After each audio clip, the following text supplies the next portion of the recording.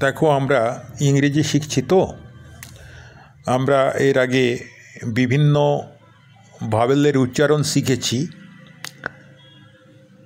A E I O you এছাড়া কিছু ডিপথঙ্গেরও উচ্চারণ আমরা শিখেছি এবং তোমরা তোমাদের অজান্তেই কনসোনেন্টগুলোরও উচ্চারণ মোটামুটি শিখে নিয়েছো।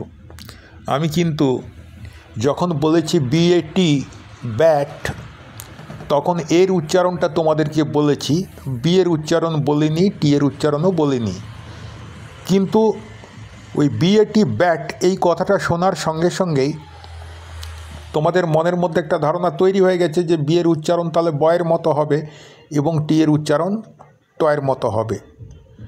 তো সেই কারণেই আমি যদিও কনসোনেন্টের উচ্চারণগুলো শেখাইনি, কিন্তু আমার ধারণা তোমরা কনসোনেন্টের উচ্চারণগুলো শিখে গেছো। যদি কারো কোনো সমস্যা থাকে তাহলে আমাকে তোমরা জানাবে। এবার আজকে আমরা যেটা শিখব সেটা হচ্ছে সকাল থেকে সন্ধে পর্যন্ত আমরা কিছু কাজ করি। যে কাজগুলো করি সেই কাজগুলোকে ইংরেজি ভাষায় কি বলে এটা আমাদেরকে শিখতে হবে। আমরা এমন কেউ নেই যে কোনো কাজ করি না, প্রত্যেকেই কাজ অতি অবশ্যই করি। সেই কাজগুলো কি কি সেগুলো যখন তোমাদেরকে দেখাবো এখন স্ক্রিনে তখনই তোমরা দেখতে পাবে এবং বুঝতে পারবে যে হ্যাঁ এই কাজগুলো তো আমরা সবাই করি, কিন্তু সেই কাজগুলোকে ইংরেজিতে কি বলে এটা আমরা শিখব। দেখো, সকালবেলাতেই আমাদের প্রথম কাজটাই হচ্ছে গেট আপ। আমি এটা গেটিং আপ বলতে পারি, যখন কাজের নাম বলবো তখন গেটিং আপ, ঘুম থেকে ওঠা এরকম বলতে হয়। যাই হোক, ওটা ছেড়ে দাও, তোমাদের বোঝার সুবিধার্থে আমি গেট আপ এই কথাটাই বলছি। গেট, জিইটি গেট, তোমরা নিশ্চয়ই ই এর উচ্চারণ এ এটা জানো, আর ইউ এর উচ্চারণ আ হয় অধিকাংশ ক্ষেত্রেই, যেমন C U P cup, B U T what, তো সেই রকম ইউপি আপ। তাহলে এই যে কাজটা আমরা দেখতে পাচ্ছি, এই কাজটা কি? এই কাজটা হচ্ছে ঘুম থেকে ওঠা। তাহলে ঘুম থেকে ওঠাকে ইংরেজিতে বলা হয় গেট আপ।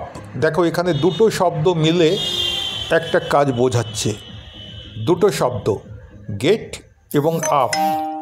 গেটের একটা আলাদা অর্থ আছে, গেট মানে পাওয়া, আর আপ একটা প্রিপোজিশন, পরে শেখাবো। আপ মানে উপরে, তাহলে গেট মানে পাওয়া আর আপ মানে উপরে। কিন্তু যখন গেট আপ একসঙ্গে বলছি তখন ওই অর্থের সঙ্গে কোনো সম্পর্কই থাকছে না, এর মানেটা সম্পূর্ণ পাল্টে যাচ্ছে। অর্থাৎ গেট আপ মানে ওঠা, গেট আপ মানে ওঠা। তো উঠে পড়ে তুমি কি করবে বলো? উঠে পড়ে কি করবে? উঠে পড়ে আমাদের প্রথম কাজ তো ব্রাশ করা। দেখো, ইউ এর উচ্চারণ আ, এখানে ইউ এর আগে এদিকে বি আর আছে, এদিকে এস এইচ আছে। বি আর এর উচ্চারণ ব্র, আর এস এইচ এর উচ্চারণ স, ইউ এর উচ্চারণ আ। তাহলে B R U S H brush, B R U S H brush, to brush. To brush মানে ব্রাশ করা। এরপরে দেখো wash, W A S H, wash, W A S H, wash মানে ধোয়া। কি আমরা ব্রাশ করার পর হাত মুখগুলো ধুই কি না? তো সেটাই হচ্ছে ওয়াশ। তাহলে প্রথমে আমরা কি করলাম? ঘুম থেকে উঠলাম, গেট আপ মানে ঘুম থেকে ওঠা। তারপরে ব্রাশ মানে ব্রাশ করা। তারপরে ওয়াশ মানে হাত মুখ ধোয়া। যে কোনো কিছু ধোও না কেন সেই ধোয়াটাকে বলা হয় ওয়াশ। যদি তুমি কাপড় ধোও সেখানেও ওয়াশ ব্যবহার করব, যদি হাত ধোও তাহলেও ওয়াশ ব্যবহার করব, যদি তুমি বাসনপত্র ধোও, থালা গ্লাস বাটি, সেক্ষেত্রেও ধোয়াটা কিন্তু ওয়াশ। ওয়াশ মানে ধোয়া, বানানটা কি? W A S H. এরপরে দেখো আমরা সাধারণত যেটা করি, দাঁত ব্রাশ করে হাত মুখ ধুয়ে আমরা চা পান করি। তো পান করা দেখো ইংরেজিটা দিয়েছি DRINK ইঙ্ক, তোমরা করেছো। PINK পিঙ্ক মানে গোলাপি, এই উচ্চারণটাও তোমরা করেছো। SINK সিঙ্ক, এই উচ্চারণটাও করেছো। তাহলে DRINK কি হবে? ড্রিঙ্ক। DRINK drink. তোমাদের মনে পড়ছে নিশ্চয়ই আইয়ের উচ্চারণ ই হয়। তাহলে DRINK ড্রিঙ্ক মানে পান করা। এখন তুমি যাই পান করো না কেন সেটাই ড্রিঙ্ক। জল পান করলে ড্রিঙ্ক ওয়াটার, চা পান করলে ড্রিঙ্ক টি, কফি পান করলে ড্রিঙ্ক কফি। কারণ আমরা যখন ছোট ছিলাম আমরা একটা জিনিস শিখেছিলাম যে যখন চা খাই তখন ড্রিঙ্ক টি বলতে নেই, টেক টি বলতে হয়। ড্রিঙ্কের পরিবর্তে টেক কথাটা ব্যবহার করতে হয়। কিন্তু এখন বিভিন্ন ইংরেজি যখন বাক্য পড়ছি তখন দেখা যাচ্ছে যে ড্রিঙ্ক কথাটা চায়ের ক্ষেত্রেও প্রয়োগ হচ্ছে আজকাল। তো কাজেই ড্রিঙ্ক টি মানে চা পান করা, এটা আজকের দিনে আর ভুল নয়। তোমরা নিশ্চিন্তে বলতে পারো আই এম ড্রিঙ্কিং টি নাও, আমি এখন চা পান করছি।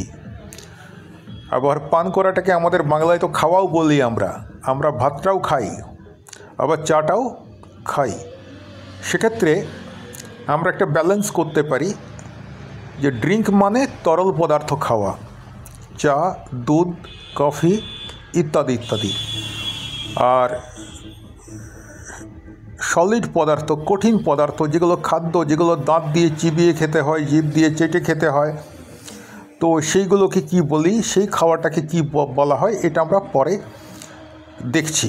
এখন তোমরা জেনে রাখো DRINK ড্রিঙ্ক মানে হচ্ছে তরল পদার্থ খাওয়া, অর্থাৎ পান করা। কি শিখলাম এখনো পর্যন্ত? 4টে কাজ করেছি। প্রথমে গেট আপ, তারপরে ব্রাশ, তারপরে ওয়াশ, তারপরে ড্রিঙ্ক। এরপর কি করব? চা খাওয়ার পর আমাদেরকে পড়তে বসতে হবে কি না? তো পড়তে বসবো। এই যে বসাটা হচ্ছে কি লেখা রয়েছে? SIT seat. সিট মানে বসা, SIT সিট মানে বসা। তাহলে now I will seat for study, আমি পড়াশোনার জন্যে বসবো এবারে। তো এই যে ছেলেটি এ পড়াশোনার জন্যে বসেনি, এ কিন্তু ব্ল্যাকবোর্ডের সামনেই বসে আছে। মানে কি পড়বো না এরকম মনে করছে নাকি? যাই হোক, ও যা মনে করছে করুক, আমাদেরকে তো পড়তে হবে। তাহলে বসার ইংরেজি কি? SIT sit. এরপরে দেখো, বসে পড়ে তুমি কি করবে? তুমি সকালে উঠলে মানে গেট আপ করলে, তারপরে ব্রাশ করলে, হ্যান্ডস অ্যান্ড ফেস তুমি ওয়াশ করলে, তারপরে টি ড্রিঙ্ক করলে, তারপরে সিট করলে মানে বসলে, তারপর তোমার কাজটা কি? ইউ হ্যাভ টু রিড, তোমাকে পড়তে হবে। তো এখানে কি লেখা রয়েছে? Read, READ read. এই ডিপথংটা বোধহয় তোমাদেরকে করানো হয়নি। EA এর উচ্চারণটা কিন্তু দীর্ঘ ইকার হয়। যদি ই এবং এ পাশাপাশি থাকে তাহলে উচ্চারণটা হবে দীর্ঘ ইকার। তাহলে READ, রয়ে দীর্ঘ ইকার ড, রিড মানে পড়া। তো বসে কি আমরা শুধু পড়ব? তার সঙ্গে আরও তো কিছু কাজ আছে, হোম টাস্ক দেওয়া আছে স্কুলের, সেগুলো করতে হবে, অঙ্ক করতে হবে। তার মানে আমাকে কি করতে হবে? পড়ার সাথে সাথে আমি কিছুক্ষণ পড়ব আর কিছুক্ষণ রাইট করব, WRITE। দেখো, আর এর আগে যদি W থাকে, সেই W এর কোনো উচ্চারণ তোমরা করবে না। যদি কোনো শব্দ W দিয়ে শুরু হয় এবং তারপরে যদি আর থাকে, তাহলে ডাব্লিউ এর উচ্চারণ করবে না, ধরে নেবে যে ডাব্লিউটা নেই। তাহলে RITE উচ্চারণ হয় রাইট, যেমন SIDE উচ্চারণ হয় সাইড। তাহলে SIDE উচ্চারণ যদি সাইড হয়, RITE উচ্চারণ রাইট হবে। এখানে WRITE ডাব্লিউ এর উচ্চারণ করতে তোমাদেরকে নিষেধ করেছি, তাহলে ডাব্লিউ এর উচ্চারণ করবে না, তাহলে এটার উচ্চারণ হবে রাইট, WRITE রাইট, ডাব্লিউর উচ্চারণ হবে না। রাইট মানে কি, ছবিটা দেখেই তোমরা বুঝতে পারছো, রাইট মানে লেখা। এরপর এই জায়গাটায় এরা কি করছে দেখো, বাঁ দিকে যে আছে সে ছুরি এবং কাঁটা নিয়ে বসে আছে, সামনে কিছু ফল রয়েছে। আর বাম দিকে যে আছে তার কথা বলছি, ডান দিকে যে ছেলেটা রয়েছে সে চামচে করে কিছু তুলে মুখে দিচ্ছে। তো এখানে এর বানানটা দেখো, EAT। EA যদি পাশাপাশি থাকে, একটু আগেই তোমাদেরকে বললাম এর উচ্চারণটা হবে দীর্ঘ ই, তাহলে EA এটা হলো দীর্ঘ ই আর টি এর জন্য ট, তাহলে EAT ইট। ইট মানে কি, ছবিটা দেখেই বুঝতে পারছি, ইট মানে খাওয়া। তাহলে তরল পদার্থ খাওয়া সেটা ছিল ড্রিঙ্ক, আর কঠিন পদার্থ বা পায়েসের মতো যদি হয়, অর্ধ কঠিন অর্ধ তরল এরকম পদার্থও যদি হয়, সেগুলোকে খাওয়াকে আমরা ইট বলি। তাহলে তরল পদার্থ খাওয়াকে বলি ড্রিঙ্ক, আর তরল বাদ দিয়ে অন্যান্য পদার্থ খাওয়াকে বলি ইট। তরল পদার্থ খাওয়াকে বলি ড্রিঙ্ক এবং অন্যান্য পদার্থ খাওয়াকে বলি ইট।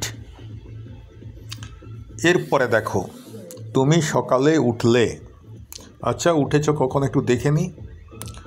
সকালে উঠলে এই যে উঠলে, ওঠার পরে ব্রাশ করলে, ব্রাশ করার পরে হাত মুখ ধুলে, হাত মুখ ধোয়ার পর চা পান করলে, চা পান করার পর বসলে, বসে বসে কি করছো, পড়ছো, লিখছো। পড়া লেখা যখন হয়ে গেল তখন ব্রেকফাস্ট খাচ্ছ, মানে সকালের যে টিফিনটা, সকালের টিফিনটা খাচ্ছ। কিছু তো অল্প খেতেই হবে, যাই হোক। তারপরে তো তোমাকে স্কুল যেতে হবে, কিন্তু 9টা বেজে গেছে। তুমি কি করছো, বেদ, BATHE, বেদ। যদি এ থাকে এবং তারপরে একটা বা দুটো কনসোনেন্ট থাকে এবং শেষে যদি ই থাকে, তাহলে দুটোই মিলে উচ্চারণটা হয় এ, তাহলে BATHE, বেদ। এবার TH এর উচ্চারণ কখনো হয় থ, কখনো হয় দ। এখানে আমি দ উচ্চারণ করছি, তাহলে উচ্চারণটি যে বেদ, বেদ। ব্রেকফাস্ট খাওয়ার পর আমি বেদ করলাম, মানে চান করলাম, স্নান করলাম। তারপর আমার কাজ কি, now I am going to school. Go, GO, গো, এই উচ্চারণটা তোমরা আগে শিখেছ। তাহলে গো মানে আমরা বুঝতেই পাচ্ছি যাওয়া, ছবিটা দেখেই বুঝতে পারছি গো মানে যাওয়া। স্কুল গেলাম, তো যেতে যেতে আমরা কিভাবে যাই, দৌড়ে যাই কি? যাদের দূরে বাড়ি তারা স্কুল ভ্যানে যায়, অথবা মোটরসাইকেলে যায়, অথবা অন্যান্য কোনো যানবাহনে যায়।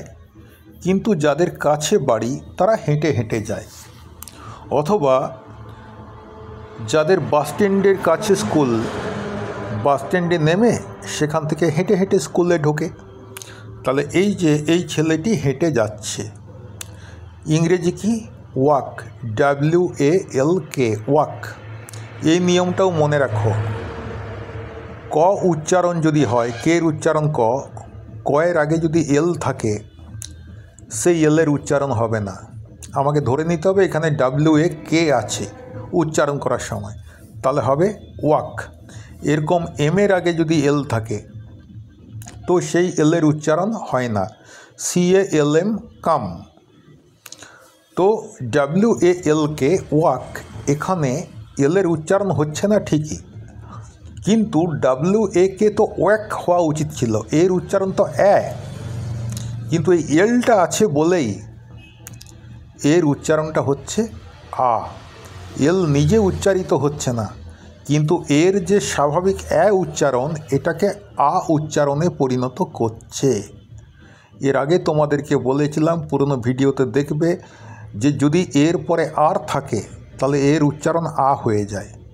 ঠিক সেই রকম এইখানে এর পর যদি এল থাকে এবং সেই এলের যদি উচ্চারণ না হয়, তখন এর উচ্চারণটা কিন্তু আমাদেরকে করতে হবে আ। তাহলে WALK ওয়াক। আবার এল আছে এর পরে অন্যরকম উচ্চারণ হয়, সেটাও আমি পরে দেখাবো। এখন তোমরা শুধু এটা মনে রাখো, WALK ওয়াক। এই যে বললাম, কেউ কেউ তোমরা মোটরসাইকেলে যাও, কেউ কেউ সাইকেলে যাও, কেউ কেউ বাসে যাও। এই যে সাইকেলে যাওয়া বা মোটরসাইকেলে যাওয়া, যদি তুমি নিজে চালিয়ে যাও তাহলে উচ্চারণটা হচ্ছে রাইড, RIDE। শব্দটা রাইড, RIDE, উচ্চারণটা রাইড, রয়াকার হ্রস্বই ড, বানানটা RIDE। এই রকমই একটা দেখলাম, প্রথমে আই আছে আর পরে ই আছে, এরকম একটা দেখলাম মনে হচ্ছে আগে। এই যে রাইটে, RITE, শেষে ইটা থাকার জন্যে আইয়ের উচ্চারণটা হয়ে যাচ্ছে আই, ই উচ্চারণ না হয়ে যাচ্ছে আই। আর ডাব্লিউ এর উচ্চারণ তো হয় না বললাম, তাহলে RITE রাইট, এভাবে উচ্চারণ করব। ঠিক সেইভাবে RITE যদি রাইট হয়, RIDE রাইট, মানে তুমি সাইকেল চালাও যদি নিজে, তাহলে সেটা হচ্ছে রাইড। রাইডিং এ বাইসাইকেল মানে একটা সাইকেল চালানো, রাইডিং এ মোটরসাইকেল মানে একটা মোটরসাইকেল চালানো। তাহলে রাইড করেও আমরা অনেকে, মোটরসাইকেল বা সাইকেল রাইড করেও আমরা অনেকে স্কুল কলেজে যাই। তোমরা সাইকেল রাইড করে যাও স্কুল পড়ার জন্যে, আর আমরা পড়ানোর জন্য মোটরসাইকেল রাইড করে যাই। এরপরে দেখো, স্কুলে গিয়ে কি করো, স্কুলের কাজটা কি? স্কুলের কাজটা হচ্ছে পড়াশোনা করা। শুধু পড়াকে বলা হয় রিড, তোমরা পড়েছ। শুধু লেখাকে বলা হয় রাইট। কিন্তু পড়াশোনার মধ্যে পড়া, লেখা, শোনা, শেখা সব কিছুই আছে। তাহলে এই সবগুলোকে একসাথে বলা হয় পড়াশোনা বা লেখাপড়া। সেটাকে ইংরেজিতে বলা হয় স্টাডি। Study, STUDY, study.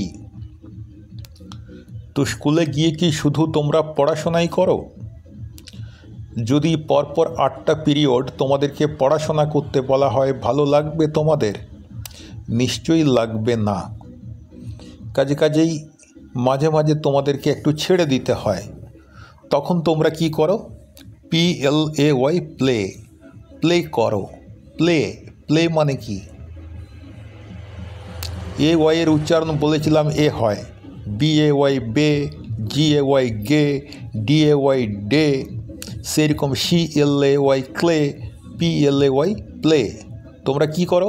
স্কুলে পড়াশোনার ফাঁকে ফাঁকে প্লে করো, মানে খেলা করা। এই যে আবার হাঁটাহাঁটিও তো করো, টয়লেট যাবে, হেঁটেই তো যেতে হয়, তো সেটার উচ্চারণটা কি হলো? ওয়াক। আবার কিছু ছেলে আছে খুব বিচ্ছু ছেলে, তারা সব সময় তাড়াহুড়ো করবে, তারা দৌড়ায়। তো এই দৌড়ানোর ইংরেজি কি? RUN। ইউ এর উচ্চারণ তো আ বলেছি, তাহলে CUP যদি কাপ হয়, PUN যদি পান হয়, তাহলে RUN রান, RUN রান। আচ্ছা, আমাদেরকে এই মেয়েটি কি করছে? কানের কাছে, কানের পাশেই হাতটা রেখেছে, এবং এখানে আমি লিখেছি হিয়ার, HEAR, হিয়ার। দেখো, ই এর উচ্চারণ ই এর উচ্চারণ হচ্ছে ই, দীর্ঘ ই। তাহলে এটা হওয়া উচিত ছিল হির, কিন্তু শেষে যদি আর থাকে তাহলে এর উচ্চারণটা তো আ হয়ে যায়, তখন এটার উচ্চারণ হয় হিয়ার বা হিয়ার, মানে অনেকটা ই এবং এর মাঝামাঝি উচ্চারণ, হিয়ার, HEAR, হিয়ার। কিন্তু শুনবো কি? যখন কেউ কথা বলবে সেই কথাটা তো শুনবো। কথা বলাকে কি বলা হয়? Speak, SPEAK, speak. ই এর উচ্চারণ আবার বলছি দীর্ঘ ই এর মতো হয়, দীর্ঘ ই। তাহলে SPEAK, স্পিক। একটু আগেই দেখালাম তোমাদেরকে, আবার একই জিনিস করছে, PLAY, প্লে, খেলা করছে।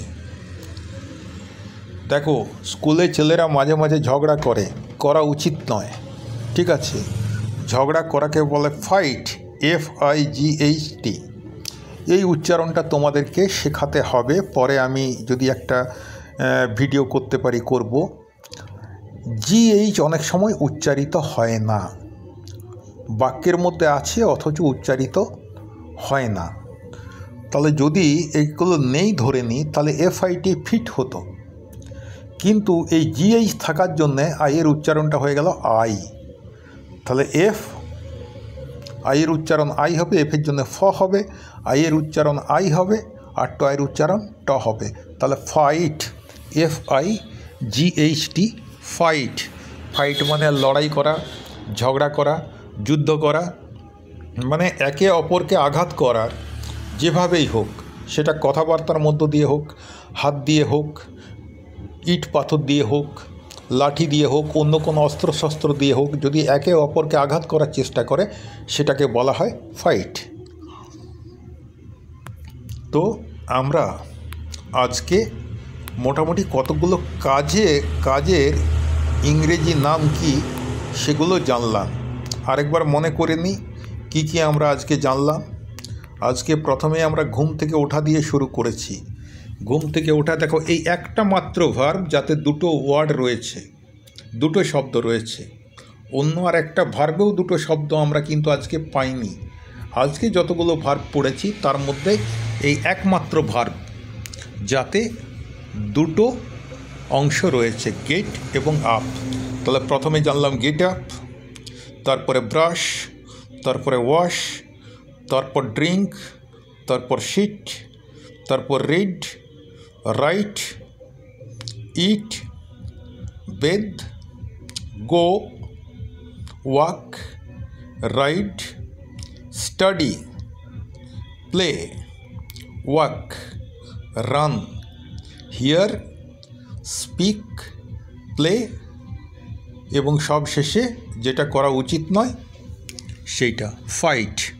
তো তোমরা ভিডিওটা বারবার দেখবে আর এই শব্দগুলো তোমরা খাতায় লিখে রাখবে এবং তারপর প্রত্যেক দিন একবার করে চোখ বোলাবে।